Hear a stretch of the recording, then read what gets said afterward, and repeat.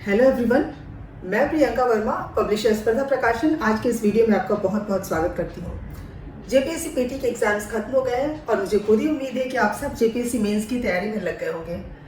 जैसा कि आपको पता है, स्पर्धा प्रकाशन जेपीएससी पीटी के पेपर 2 के लिए वीडियो की सीरीज ला रहा था, जो आपके कमेंट से मुझे पता चला कि काफ़ी बेनिफिशियल रहा। स्पर्धा प्रकाशन की टीम की तरफ से मैं विश करती हूँ कि आप सब पीटी क्वालिफाई करें एंड आई सजेस्ट कि आप सब जेपीएससी मेंस की तैयारी में लग जाए without waiting for result, because time flies. समय धीरे धीरे हाथ से निकल जाएगा, इसलिए आप विदाउट डिले अपना प्रिपरेशन स्टार्ट कर दें। जैसा कि आपको पता है, जेपीएससी मेंस में कुल 6 पेपर्स है, जिसमें पेपर 3 टू पेपर 6, इसमें जो फर्स्ट क्वेश्चन जो आते हैं वो वस्तुनिष्ठ टाइप के होते हैं और ये 20 क्वेश्चंस होते हैं जो कि 40 मार्क्स कैरी करते हैं। इस लिहाज से ये सेक्शन काफ़ी इंपॉर्टेंट हो जाता है। इसके इंपॉर्टेंस को देखते हुए स्पर्धा प्रकाशन आपके लिए वीडियो की सीरीज ला रही है, जिसमें वस्तुनिष्ठ क्वेश्चंस होंगे। इसमें हम पहले जो प्रीवियस ईयर्स क्वेश्चंस पूछे गए हैं वो आपको उसकी सीरीज होगी, उसमें आंसर्स होंगे विद एक्सप्लेनेशंस।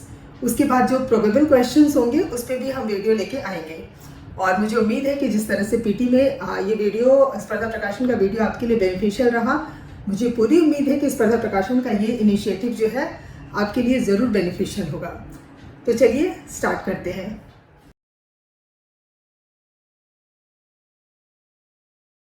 मुद्रास्फीति की दरें किस सूचकांक पर आधारित होती हैं? ए. उपभोक्ता मूल्य सूचकांक, बी. थोक मूल्य सूचकांक, सी. औद्योगिक श्रमिक उपभोक्ता मूल्य सूचकांक, डी. ग्रामीण श्रम उपभोक्ता मूल्य सूचकांक। सही जवाब है बी. थोक मूल्य सूचकांक। भारत में जनसंख्या बढ़ने का मुख्य क्या कारण है? ए. मृत्यु दर में कमी, बी. आर्थिक प्रगति, सी. कम आयु में विवाह, डी. जन्म दर में वृद्धि। सही जवाब है ए. मृत्यु दर में कमी। निम्नलिखित में से कौन सा भारतीय कृषि की निम्न उत्पादकता का कारण नहीं है? ए. जनसंख्या का दबाव, बी. प्रच्छन्न बेरोजगारी, सी. सहकारी कृषि, डी. भू-जोत का छोटा आकार। सही जवाब है सी. सहकारी कृषि। 1991 की औद्योगिक नीति की अनेक बिंदुओं पर आलोचना हुई थी। निम्नलिखित में से कौन सा एक बिंदु उनमें से नहीं था? ए. अनिश्चित औद्योगिक विकास, बी. विदेशी प्रतियोगिता से खतरा, सी. कृषि सेक्टर की उपेक्षा, डी. विदेशी निवेश में गलत विश्वास। सही जवाब है सी. कृषि सेक्टर की उपेक्षा। निम्नांकित में कौन सरकारी व्यय नहीं है? हैं? 1. खपत के रूप में वर्गीकृत व्यय, 2. निवेश और पूंजी निर्माण के रूप में व्यय, 3. सरकार चलाने में व्यय, 4. बाह्य अनुदान प्रदान करने में व्यय। नीचे दिए कूट का प्रयोग कर गलत कथन चुनिए। ए. 1, 2 और 3, बी. 1, 3 और 4, सी. 2, 3 और 4, डी. 1, 2, 3 और 4। सही जवाब है डी. 1, 2, 3 और 4। सरकार अवस्फीति की स्थिति में मांग को बढ़ाने और अर्थव्यवस्था की सहायता हेतु सामान्यतः निम्नांकित में से कौन सा नीतिगत कदम उठाए जाते हैं? एक, प्रत्यक्ष करों में कटौती के साथ ब्याज दरों को घटाना, 2. बचतों पर बल देना और वेतन बढ़ाना, 3.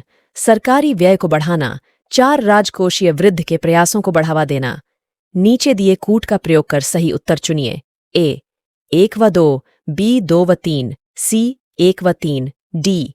1 व 4। सही जवाब है सी. 1 व 3। मानव विकास रिपोर्ट किस वर्ष जारी हुआ? ए. 1990, बी. 1995, सी. 1997, डी. 2000।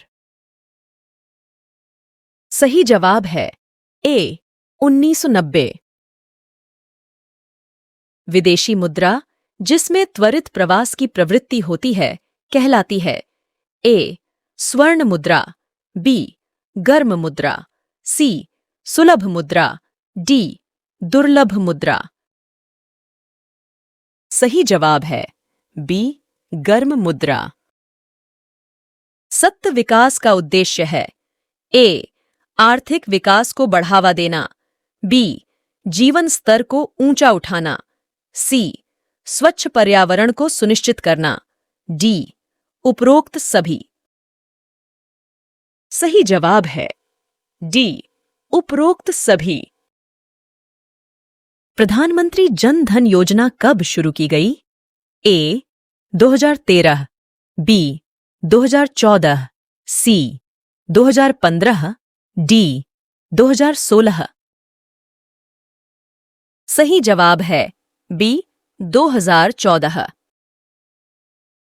देश में गरीबी मापन किया जाता है ए कुल राष्ट्रीय आय से, बी प्रति व्यक्ति आय से, सी पारिवारिक उपभोग से, डी उपरोक्त सभी।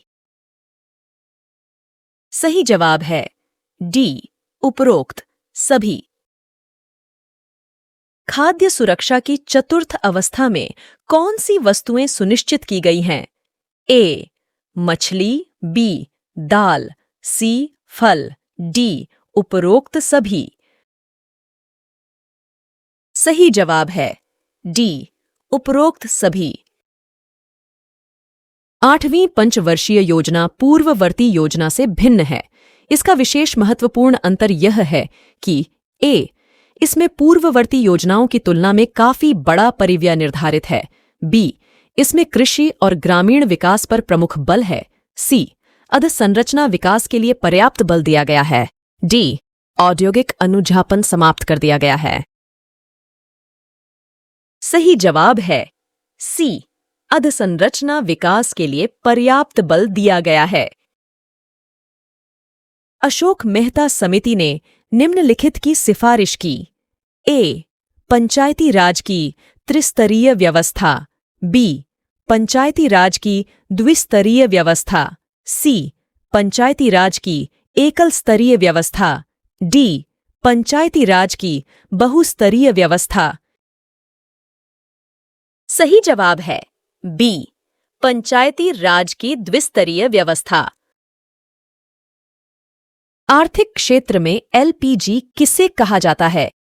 ए उदारीकरण, बी निजीकरण, सी वैश्वीकरण, डी उपरोक्त सभी। सही जवाब है डी उपरोक्त सभी। कृषि सब्सिडी के किस सब्सिडी को उर्वरक दान, सिंचाई एवं किसान प्रशिक्षण के रूप में प्रदान की जाती है?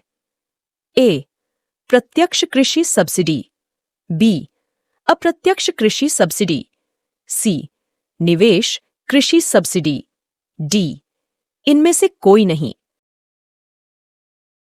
सही जवाब है बी अप्रत्यक्ष कृषि सब्सिडी।